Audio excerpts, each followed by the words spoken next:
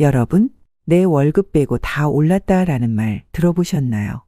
물가는 하늘 높은 줄 모르고 계속 오르는데 월급은 그대로라 많은 분들이 경제적 어려움을 겪고 있잖아요.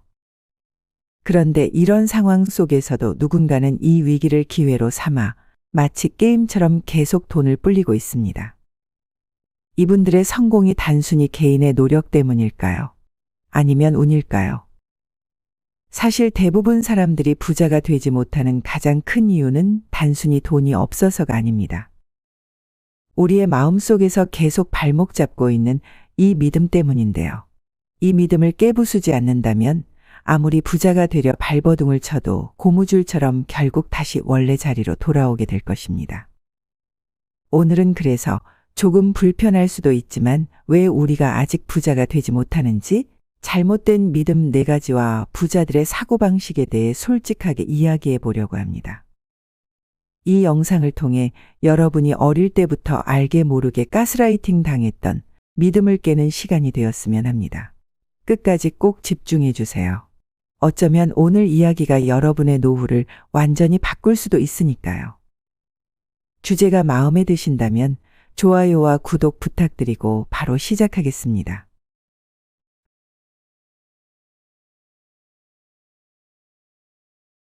돈에 대한 잘못된 믿음 첫 번째, 열심히 일해서 돈 모으면 부자가 된다.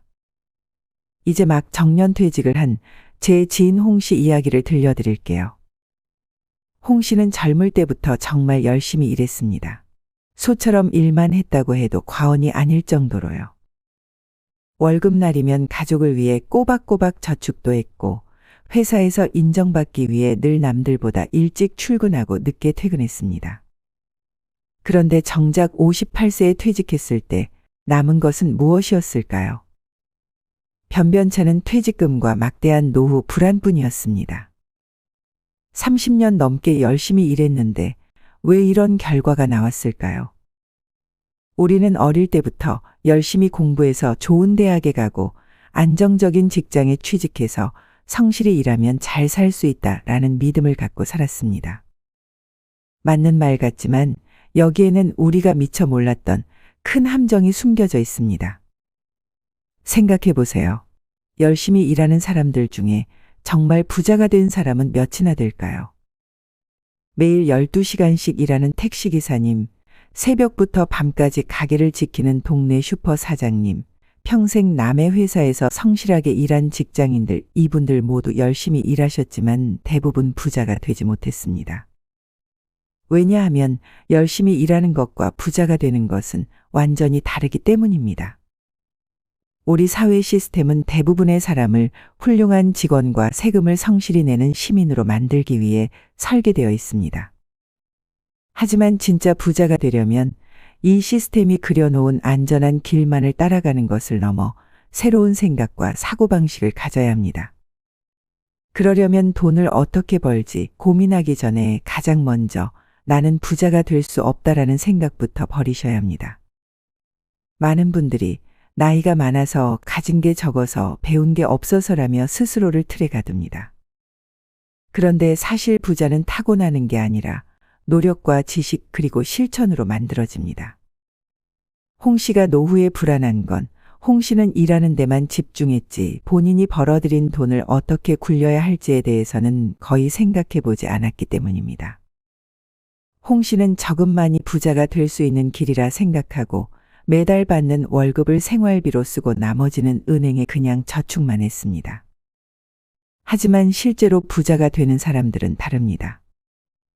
자신이 번 돈을 단순히 저축하는 것에 그치지 않고 돈을 벌면서 동시에 그 돈이 더 많은 돈을 벌어오도록 만듭니다. 즉 돈이 일하게 하는 것이죠. 여러분이 월급 300만 원을 받았다고 생각해 봅시다. 이 돈을 모두 은행에 넣어두면 그냥 300만 원 그대로 있죠. 이건 그저 돈을 모으는 것입니다. 하지만 300만 원 중에서 150만 원은 생활비로 쓰고 50만 원은 저금하고 나머지 100만 원으로 주식이나 펀드 또는 작은 사업에 투자하면 어떨까요? 그 100만 원이 시간이 지나면서 200만 원, 300만 원, 어쩌면 1000만 원으로 늘어날 수 있습니다. 이렇게 돈이 스스로 더 많은 돈을 벌게 하는 것이 바로 자산을 만드는 것입니다. 이렇게 부자들은 자기가 번 돈의 일부를 돈을 벌 수 있는 곳에 쓰는 방법을 계속 찾고 배웁니다. 우리가 300만 원 벌 때 그들의 돈은 3배, 4배 계속해서 불어나는 거죠. 그래서 단순히 열심히 시간을 소모하는 것만으로는 부자가 될 수 없다는 겁니다. 그럼 도대체 어떻게 돈이 나를 위해 일하게 만들 수 있을까요? 요즘은 정말 스마트폰만 있어도 정보를 쉽게 얻을 수 있어요. 여러분이 지금 당장 시작할 수 있는 방법 3가지 알려드릴게요. 먼저 첫 번째, 생활비는 안전하게 은행에 두되 여유 자금 중 일부만 따로 떼어 증권사 계좌를 열어보세요. 매달 10만 원씩이라도 꾸준히 투자하는 습관을 들이면 시간이 지날수록 큰 차이가 납니다. 나이가 많다고 걱정하지 마세요. 요즘은 은행이나 증권사에서 어르신들을 위한 투자 설명도 정말 친절하게 해주니 부담 없이 시작하실 수 있습니다. 두 번째는 무엇과도 바꿀 수 없는 여러분만의 노하우입니다. 요리를 잘하신다면 반찬 판매를, 글씨를 예쁘게 쓰신다면 캘리그라피 작품을, 직장에서 쌓은 전문 지식이 있다면 상담이나 강의로 활용해 보세요. 만약 이런 노하우도 없는 것 같다면 이런 방법도 있습니다. 집에 안 쓰는 물건을 당근마켓 같은 중고거래 앱에 올려 팔아보세요. 필요한 사람이 있다면 그 물건이 쉽게 팔립니다. 또 싸게 구한 물건을 조금 더 합리적인 가격으로 되팔아서 수익을 내는 방법도 있어요. 두 번째, 간단한 심부름이나 가사 도우미 서비스를 해볼 수 있습니다. 예를 들어 동네 어르신이나 바쁜 이웃의 장을 대신 봐주거나 집을 정리해주는 일이죠. 이건 특별한 기술보다 성실함과 친절함이 중요하기 때문에 누구나 도전할 수 있습니다. 세 번째, 배달 운전 서비스입니다. 만약 운전을 할 수 있다면 배달 앱이나 차량 공유 서비스를 이용해 보세요. 체력과 시간이 허락한다면 소소하지만 꾸준한 수익을 기대할 수 있습니다. 네 번째, 온라인 서포터 혹은 가상 비서입니다. 문서 정리, 전화 응대, 이메일 답장 등 사소하지만 귀찮은 일을 대신 처리해 주는 거예요. 요즘 작은 기업들이 이런 도움을 많이 찾고 있습니다. 재택으로도 가능하니 편하게 도전할 수 있죠. 다섯 번째, 설문조사 리뷰 이벤트 참여, 만보 걷기 같은 앱테크입니다. 이건 큰돈을 벌기는 어렵지만 여유 시간을 활용해서 조금씩 용돈을 모을 수 있어요. 여섯 번째, 집에 남는 방을 빌려주거나 쓰지 않는 차를 이웃과 공유하는 식으로 수익을 낼 수 있습니다. 마지막으로 작은 기술이라도 하나 배워보세요. 유튜브에 무료 강의를 찾아 사진 편집이나 간단한 영상 편집을 익히면 그걸로 카드 뉴스나 홍보물을 만들어주고 비용을 받을 수도 있습니다. 꼭 영상 편집이 아니더라도 나의 소소한 생활을 블로그에 올려보는 방법도 좋습니다. 결국 중요한 건 아무것도 못한다고 단정 지어버리지 않는 겁니다. 작은 일이라도 시작해보면서 내가 잘 맞는 게 뭔지 찾아보면 뜻밖의 길이 열릴 수도 있으니까요. 지금은 스마트폰만 있어도 이런 일들을 쉽게 시작할 수 있습니다. 이렇게 부수입을 만들면 그 돈으로 또 투자를 할 수 있으니 일석이조입니다. 마지막으로 매일 10분씩이라도 경제 뉴스를 읽거나 투자 관련 유튜브를 보는 습관을 들여보세요. 처음에는 어려운 용어들 때문에 이해가 안 될 수도 있지만 꾸준히 보다 보면 조금씩 감이 잡히기 시작합니다. 돈이 어떻게 움직이는지 알게 되면 여러분의 투자 결정도 더 현명해질 것입니다. 주변에 이미 돈을 잘 관리하고 있는 사람들을 찾아가서 도움을 구하세요. 혼자서 모든 걸 해결하려면 더 어렵습니다. 꼭 대단한 부자가 아니어도 소액 투자로 수익을 내고 있는 친구나 작은 가게를 운영하는 사람들이 있습니다. 직접 가서 물어보거나 관련 모임에 참여하면서 실제 사례를 보고 나도 할 수 있겠다 하는 자신감도 얻을 수 있습니다. 일하는 방향이 잘못되어 있다면 10배로 노력해도 결과는 똑같을 수 있습니다. 열심히 일하는 것보다 중요한 것은 바로 올바른 전략입니다. 그 노력의 방향을 자산을 만드는 쪽으로 오늘부터 조금씩 바꿔보세요. 돈에 대한 위험한 믿음. 두 번째, 돈은 나쁜 것이고 돈으로 행복을 사지 못한다. 얼마 전 로또 1등에 당첨된 한 남성이 불과 5년 만에 45억 원을 모두 탕진하고 빚더미에 앉았다는 뉴스를 보셨을 겁니다. 이 소식을 들은 많은 분들이 봐라, 돈이 너무 많으면 오히려 불행해진다니까. 라며 결국 돈이 문제라고 단정 짓곤합니다. 하지만 정말 돈이 문제일까요? 부자의 그릇이라는 책에서는 이를 다르게 봅니다. 이 책은 돈 자체보다 부를 대하는 자세가 문제라고 얘기하고 있습니다.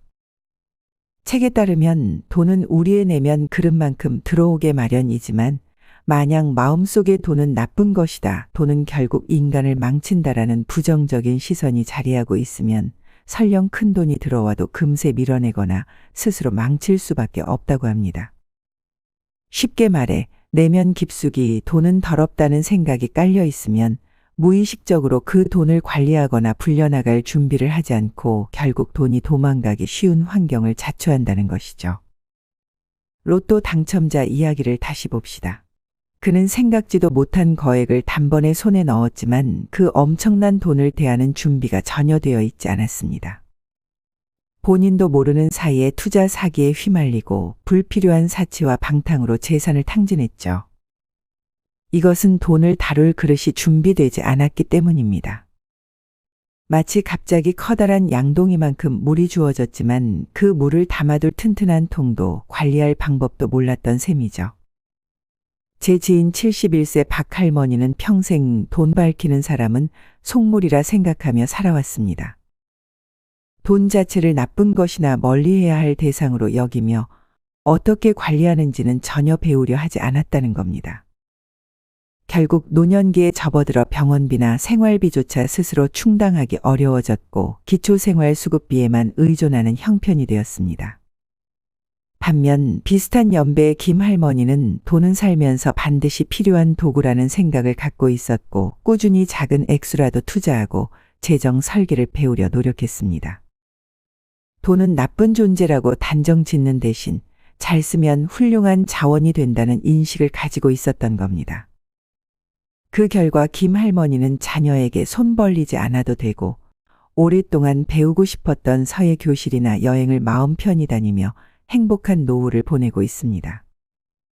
결국 이 두 할머니의 차이는 돈에 대한 시각에서 비롯된 것입니다. 돈이 인생의 목표나 전부가 되어서는 안 되지만 돈은 무조건 나쁘다고 혐오하거나 외면해버리면 경제적 안정과 풍요를 누리기 어렵습니다. 심지어 갑자기 로또 같은 큰 행운이 굴러들어와도 그 돈을 올바르게 운용하거나 지킬 능력이 없는 상태라면 오히려 큰 불행으로 이어질 수 있어요. 그렇다면 우리가 지금부터 할 수 있는 일은 무엇일까요? 첫 번째는 당연히 돈은 나쁘다라는 고정관념을 버리는 것입니다. 흔히 돈이 많은 사람들을 보면 뭔가 꿍꿍이가 있을 거야, 정직하지 않은 방법으로 돈을 벌었겠지라고 먼저 생각하게 됩니다. 하지만 실제로 부자가 된 사람 중에는 새로운 아이디어나 기술을 내놓고 과감히 투자한 덕분에 큰 성공을 거둔 사람들이 훨씬 많습니다. 그러니 단순히 돈 많은 사람은 다 사기꾼, 나쁜 사람이라고 치부하기보다 그들이 어떤 방법으로 기회를 잡고 어떤 노력을 기울였는지 살펴보는 것이 내가 부자가 될 수 있는 첫 번째 관문입니다. 두 번째는 늘 머릿속에 계산기를 두드립니다. 부자들은 이 돈을 쓰면 얼마나 돌아올까를 생각합니다. 하지만 평범한 보통 사람들은 이 돈을 쓰면 무엇을 얻을 수 있을까를 생각합니다. 부자들은 이 돈으로 어떤 차를 살 수 있을까가 아니라 이 돈을 어디에 투자해야 연 100만 원 정도 수익을 낼 수 있을까를 생각한다는 말입니다. 물론 모든 소비를 투자의 관점에서 바라볼 필요는 없지만 대부분 소비를 할 때는 늘 투자의 관점에서 생각하는 것이 부자들의 시각입니다. 세 번째는 돈은 나를 행복하게 해주는 도구라고 생각하는 겁니다. 내가 돈을 벌 때 죄책감을 느끼는 것이 아니라 그 돈으로 나와 가족이 좀 더 풍요로운 삶을 살 수 있다면, 그리고 여유가 된다면 다른 사람에게 나눠줄 수도 있다면 이 얼마나 멋진 일일까요? 돈은 나쁜 것이다 라는 믿음이 혹시라도 여러분의 노후를 힘겹게 만드는 족쇄가 되고 있지는 않은지 돌아보시길 바랍니다. 마음속 그릇부터 점검하고 돈 공부를 게을리하지 않는다면 그 누구라도 반드시 부자가 될 수 있습니다. 돈에 대한 잘못된 믿음 세 번째, 지금 시작하는 건 늦었다. 많은 분들이 늦었다는 생각에 새로운 도전을 포기합니다.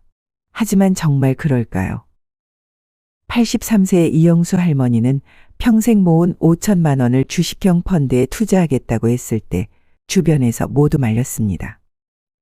그 나이에 무슨 투자냐? 그냥 안전하게 은행에 넣어둬라. 라는 반응이 대부분이었죠. 하지만 할머니는 손녀가 알려준 인터넷 경제 강의와 라디오 경제 프로그램을 꾸준히 따라 들으며 조금씩 공부했습니다. 처음에는 코스피, 배당률, 자산 배분 같은 낯선 용어에 당황하기도 했지만 끝까지 포기하지 않았습니다. 결국 5년 뒤에는 원금의 50% 이상 이익을 얻어 손녀의 대학 등록금까지 지원해 줬습니다. 만약 늦었다는 생각에 아무것도 하지 않았더라면 할머니의 통장은 여전히 5천만 원 그대로였을 겁니다. 또 65세에 퇴직 후 작은 분식집을 시작한 박 할아버지도 있습니다. 모두가 이제 그만 쉬셔야지라며 말렸지만 오랜 회사 생활을 정리하고 평생 꿈꿔왔던 내 가게를 열기로 결심하셨죠.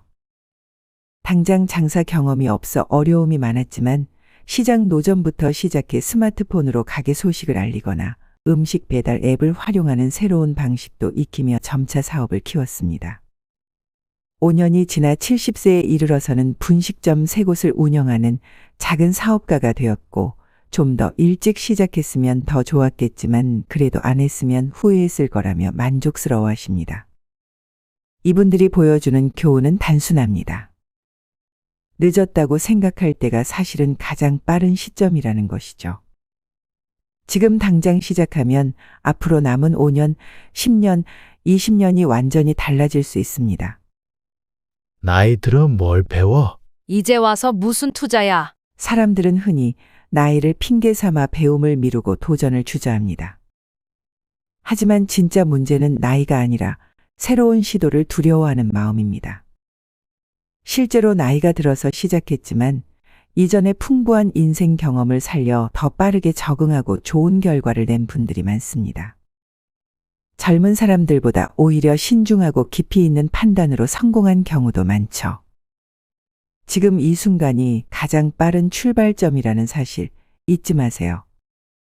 돈에 대한 잘못된 믿음 네 번째, 최대한 아껴 쓰는 게 돈을 버는 길이다. 우리 세대에 가장 많이 들었던 말을 꼽으라면 아마 아껴 써라였을 겁니다. 맞습니다. 전기도 아끼고 물도 아끼고 작은 용돈도 아껴서 저금통에 넣으라고 부모님이 늘 가르치셨습니다. 물론 절약 정신이 중요하지 않다는 것은 아닙니다. 하지만 아끼는 것이 돈을 버는 것과 같다고 착각하는 것은 확실히 잘못된 생각입니다. 제 40년 지기 친구 영현이는 학창 시절부터 평생을 절약왕으로 살았습니다. 식당에 가면 반찬 하나라도 더 달라고 요구하고 마트에서는 1,000원이라도 세일하면 기뻐했죠. 이거 아끼면 1,000원 벌었네. 전기요금 아끼려고 에어컨 대신 부채 붙이고 겨울에는 온돌방 대신 전기장판 하나로 버텼습니다. 심지어 건강검진도 돈 아끼려고 미루곤 했죠. 반면 입사 동기였던 박 씨는 달랐습니다. 가족과 좋은 식당에 가기도 하고 취미 생활도 즐겼죠. 대신 그는 월급의 20%는 반드시 주식, 펀드, 부동산 등에 조금씩 투자하면서 돈을 벌게 했습니다. 35년 후 두 사람의 재산은 어떻게 되었을까요? 놀랍게도 아끼기만 했던 김 씨보다 적절히 투자했던 박 씨의 자산이 3배 이상 많았습니다. 김 씨가 평생 아낀 돈은 고작 2억 원 정도였지만 박 씨의 투자금은 시간이 지나면서 불어나 7억 원 가까이 되었습니다. 더 안타까운 점은 김 씨가 평생 아끼면서 얼마나 많은 즐거움과 경험을 포기했는지 모른다는 겁니다. 돈 아끼느라 가족 여행도 거의 못 갔고 아이들에게 과외 한 번 제대로 시키지 못했습니다. 자기 개발에도 투자하지 않아 승진 기회도 놓쳤고요. 아끼는 것은 고작 내가 번 돈을 잃지 않는 것에 불과하다는 점입니다. 커피 한 잔 안 마시고 3,000원 아꼈다고 해서 그게 3,000원을 번 것은 아니잖아요. 그냥 3,000원을 안 쓴 것뿐이죠. 아껴서 모은 500만 원을 적절한 곳에 투자해 550만 원이 되게 하는 것, 그것이 오히려 돈을 아끼는 방법입니다.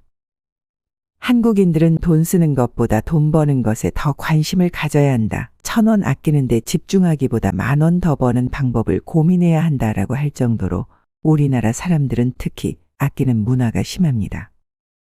절약만이 부자가 되는 길이라고 믿는 것은 더 빠른 차가 있는데도 평생 걸어 다니는 것과 비슷합니다. 필요 이상의 극단적인 절약에만 매달리지 마시고 더 현명하게 돈을 굴려볼 방법을 고민하는 게 중요합니다. 물론 그렇다고 무분별하게 돈을 쓰라는 말은 결코 아닙니다. 다만 1,000원을 아끼기 위해 하루를 고민하기보다 10,000원을 벌기 위한 방법을 딱 1시간만 고민해 보라는 말입니다.